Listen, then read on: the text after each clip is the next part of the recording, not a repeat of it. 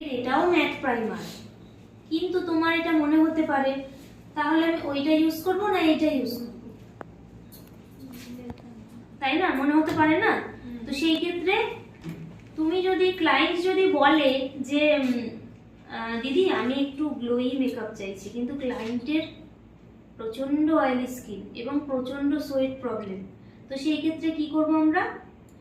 এইটা দেবো, এই যে শিমার রয়েছে এটাতে গ্লো করবে, স্কিনটা ম্যাটও থাকবে। বোঝা গেল?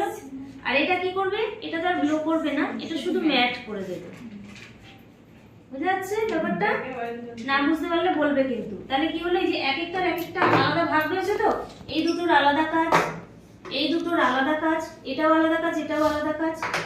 এই দুটোর কাজ একটু ডিফারেন্স, দুটোই ম্যাট, কিন্তু এটা গ্লোই ম্যাট, এটা একেবারেই ম্যাট, এটা কোনো গ্লো ব্যাপার নেই, এইটাই ফারাক, কিন্তু দুটোই কিন্তু ম্যাট করবে স্কিন।